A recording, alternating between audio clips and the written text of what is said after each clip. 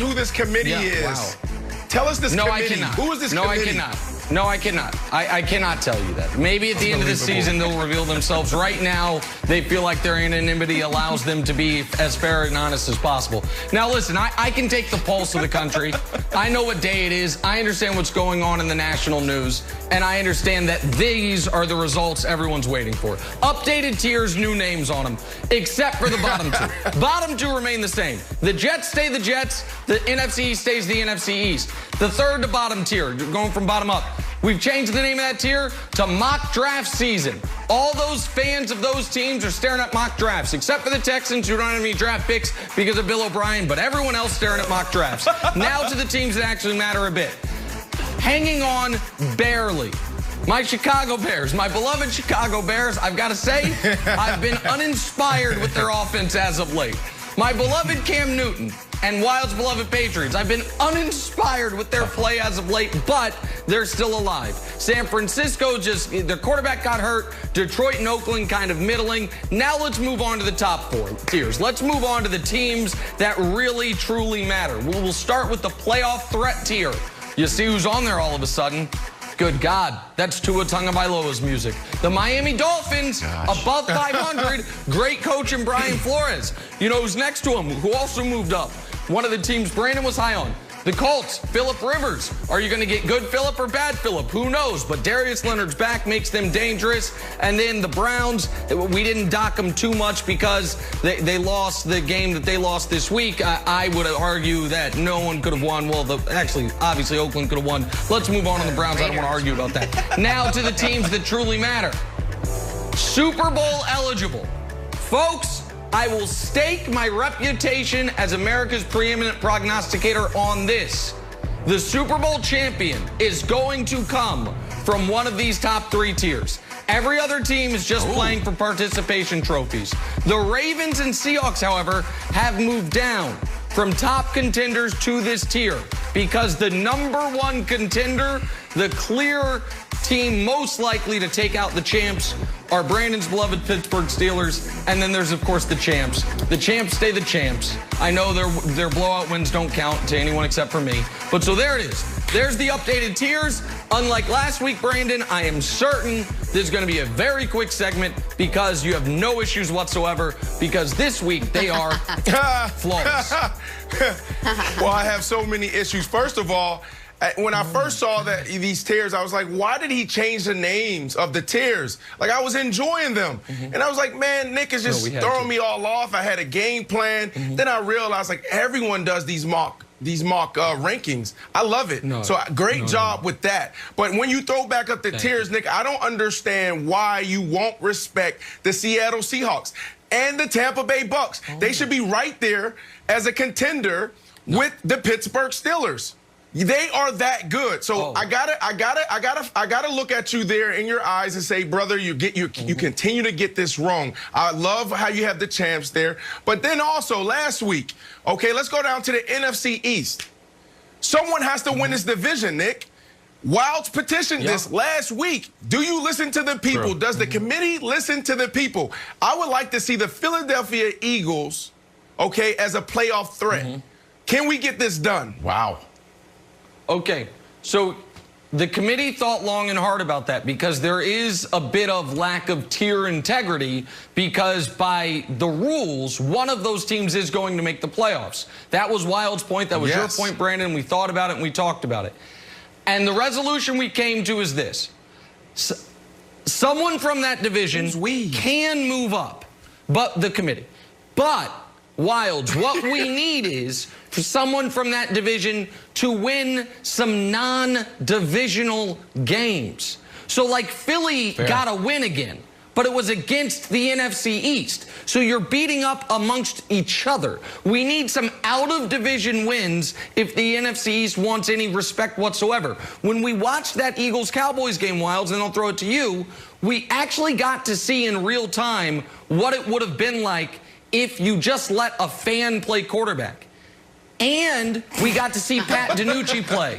So it's a problem as far as the quarterback play in general in the NFC East. You like that? You like that Carson Wentz slander? All right, Wilds, go ahead. I like that. Go ahead. Okay, Kevin Wildes of Groton, Connecticut, formally petitioning the tier committee to move the Cardinals to Super Bowl eligible. Here are my reasons. Number one, literally, they just beat the Seahawks, who are a tier above them. They are literally better than them. We just saw it.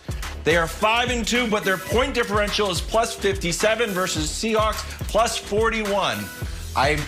Number one reason, move the Cardinals up. Number two, wildly underrated defense. They give up 20.9 points per game. The Bucks give up 20.6. These Steelers, who we always talk about, give up 20.3. So unless there is a 0.3 difference, if that matters to the committee, I'm saying it's not. The Cardinals deserve to be up. And the final reason, and it piggybacks on your last reason, they have a potential matchup against the Eagles.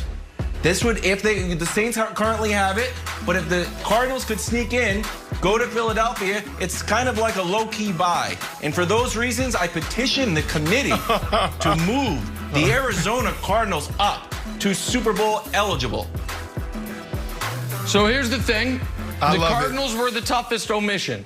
I'm not going to lie, Wildes, you're plugged in. I'm going to have to talk with the committee to see if they're leaking you the minutes from our meetings, because they were absolutely the team we debated the longest on.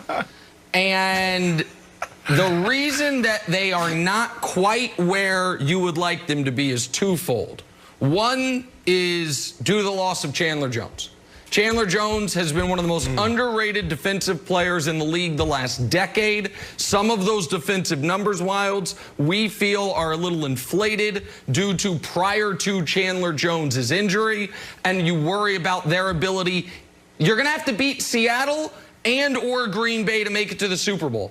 Do they have enough of a pass rush to slow down those offenses without Chandler Jones? Fair. And the other reason, Brandon, is I personally, now this was a controversial opinion amongst the committee, but my vote counts for two.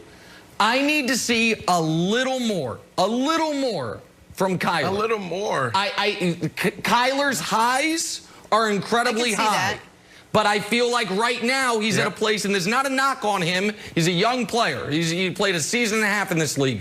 His low, you don't yet know the level of consistency. We don't know quite week in, week out what we're going to get from him. And if they are to make the playoffs, Brandon, Cliff Kingsbury, he's never coached a playoff game, obviously. Damn near almost never coached a bowl game at Texas Tech. So Cliff Kingsbury, head coach in those spots, that concerns me also as far as the Cardinals. But they were the toughest omission from that next tier.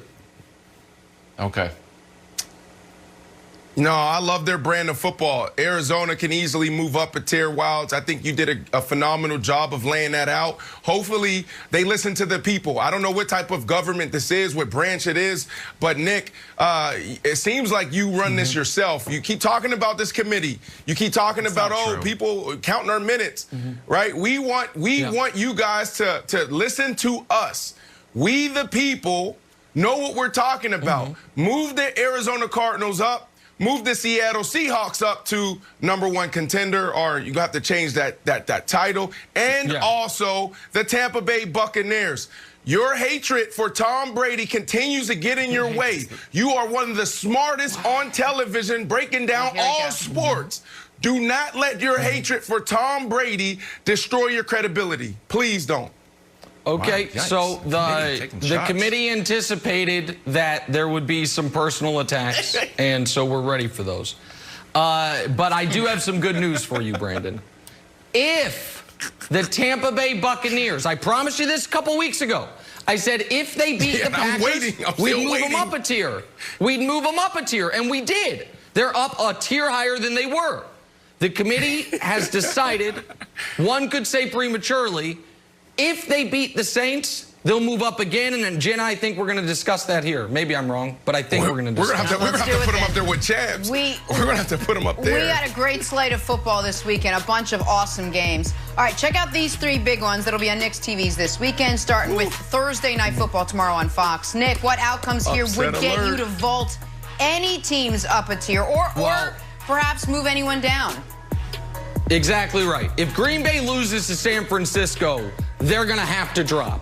We just said what was on the line for Saints, Bucks. If the Bucks win, they're going to have to go up. But the sneaky important one, Brandon, is Colts, Ravens. Because the Ravens, they lost to the Chiefs. They lost to the Steelers. One could argue the next team in the AFC after Chiefs, Ravens, Steelers, one could argue it is the Colts. Some would say the Titans, but the Colts kind of flying under the radar.